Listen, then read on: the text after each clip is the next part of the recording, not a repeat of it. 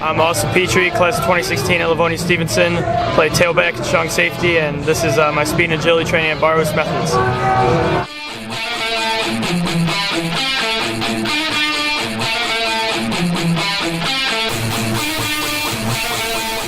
Safety.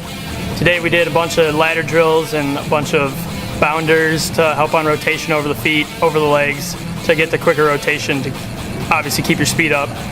Towards the end, we did a couple agility drills for combines like the shuttle and the L drill, and I think today was a satisfactory day. It's fast for my age, but I could have been a lot quicker, and coming here every week, every couple days a week, I've gotten much quicker. My 40 time's gotten a lot faster. My agility work, my cuts, everything's been better, and I've gotten much stronger in my legs. Outside of here at my high school, we do a lot of agility drills for running backs like ladders and cone drills and 40s.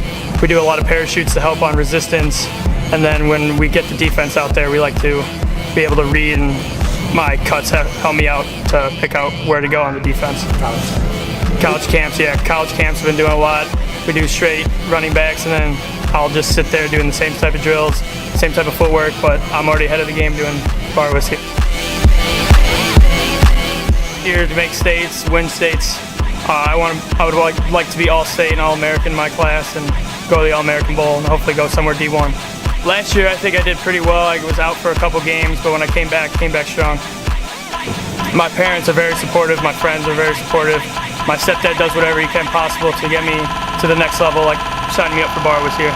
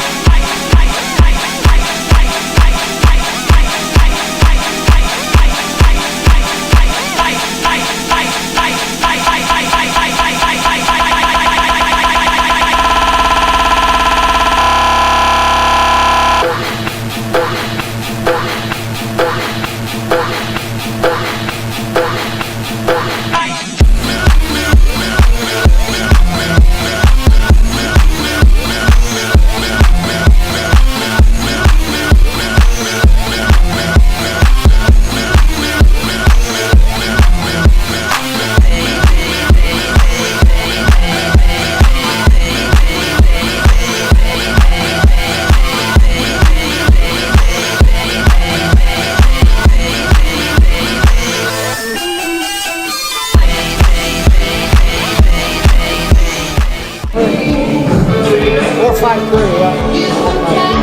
you doing? I'm Deegs, one of the strength coaches here at Barwis Methods, and we've been training Austin now since last summer, so just a little over a year. His speed mechanics have improved significantly, and he's gotten a lot faster. His mechanics look really good right now. His agility's really good, and he's really done well for himself. When he first got here, he was kind of more of a raw talent. His technique was pretty good, but it wasn't great, I'd say. And he's done a great job working hard, busting his ass to improve it significantly, and now when he runs, he's pretty good. He looks almost like an Olympic sprinter. I mean, the sky's the limit for him. I think he's going to be as good as he wants to be. I mean, it's going to be up to him. As hard as he works, I mean, that's how good he's going to be. I think he can still get a lot stronger. There's definitely a lot of room for growth, a lot of room for improvement. I think he's just starting.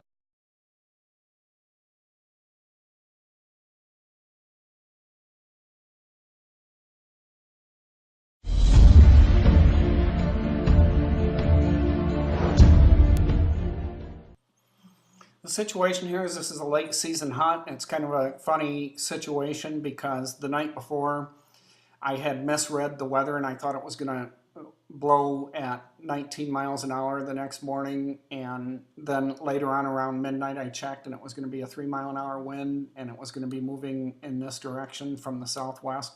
And so I thought, well, okay, I've stayed up this late. I think if I naturally wake up at 4:30 or 5 o'clock, I'll head out. If not, I won't hunt. And I did wake up and got out of bed at 5. And after my scent preparation and everything, I made my way out down a lane right here to this giant oak tree. And from there, I'm able to watch an open grassy area here that's reed canary grass. And it is an area that deer cross. They're feeding over here on my neighbor's property. It's very lightly hunted. And they're coming over here to bed, and typically the movement is in this direction in the mornings. I got into the stand about 7:30 in the morning, which was right at first light for shooting. I don't worry about getting to this area too early because movement really isn't going to happen until a half an hour to an hour after first light. It's a transition area. Deer are very comfortable continuing to feed there into the light and making their way across this field. So I'm hoping there might be a doe fawn in heat. We get a lot of that in late December. This is the 23rd of December in Michigan. We have a lot of big fat doe fawns, and we quite often see breeding parties late in December. So that's kind of what I'm hoping for.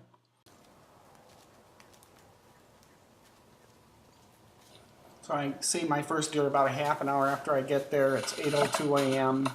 They were fussing around there for 5 or 6 minutes, and finally I moved the camera and spooked them, and they went up, circled around me, and you know, this happens. About 16 minutes went by before they came around behind me. You can see them running right here. But I'm not too worried about that. There's lots of activity here usually. Here's a buck going by at 8:24 a.m. and he was following another deer. Here's a doe at 8:35, and then it was at 8:56 when I first saw the buck that I eventually decided I wanted to shoot. He's standing here looking around. I get the binoculars on him at this point and realize that, yeah, he's a shooter buck for me, but at the same time he kind of caught me peeking at him. I'm about 60 yards away, but he still did pick me up. Now several minutes have gone by here and he turned his head, so I grabbed my gun very slowly, but I still bumped the handle on the camera, but he didn't pick that up. It sounded a lot louder than it really was because you're hearing it right on the camera. And he seemed to get relaxed, but then he became really interested in my spot and he would be staring at me for several minutes now, and I was frozen. I could not move a muscle. He stared and stared and stared.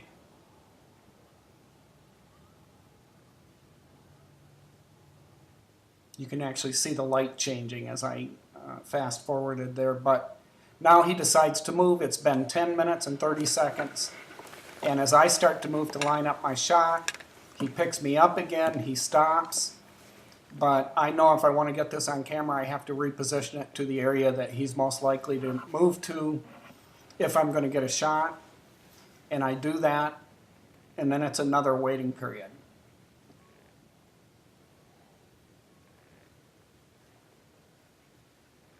In just a moment, you'll see that he's spooked. He comes running into the camera view. You will hear my muzzleloader hammer click back. Meh! Meh!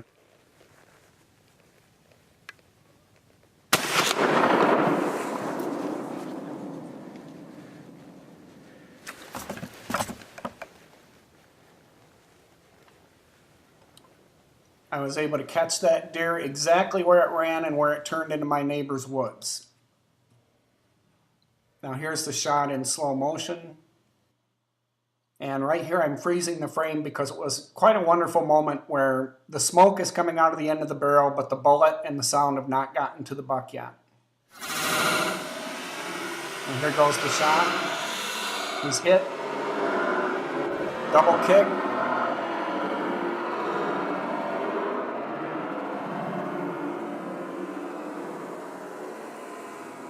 And he's off and running, but you'll see a distinctive bending to the right of the tail that indicates he's been hit. This turns out to be a little bit too far back. It's a liver, lung, and it's from about 90 yards away. Just didn't quite hit where I wanted to. Here's a little closer view of him, and now you can see that distinctive bend to his tail. He's hurting right here.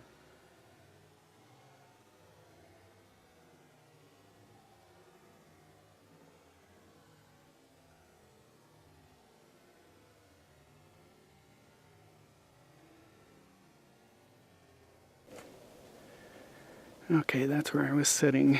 About 20-25 minutes have gone by. Okay, I've got blood here. It looks pretty darn good too. Good spraying blood right here.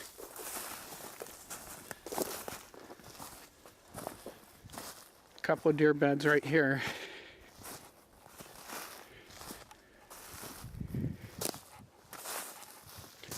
Now right here, looks like he fell down.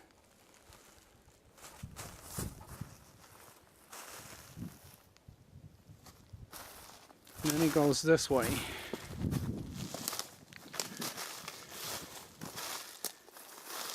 Right there's blood on that thick branch. Blood all through here. We're about 120 yards away now. Blood up high in all these spots. And he circled back towards my property. And died right here.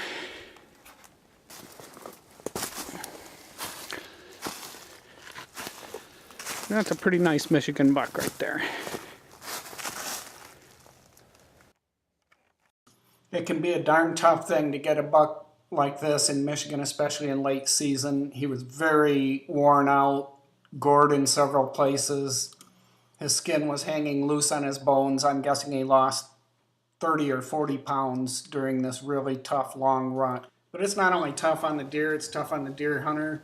In southern Michigan, where I live, about 65% of the bucks that are brought into check stations every year are like this little guy, completely clueless, doesn't know where he is, he's just following the smell of a doe. Another 20% are like this almost as clueless guy. He's a 2.5-year-old who's posing here for a 60-yard muzzleloader shot. That leaves about 15% of check station bucks being 3.5 and older. But check stations are overrepresented by bigger and older bucks, so my best guess is about 1 out of 10 of the bucks in southern Michigan are 3.5 or older.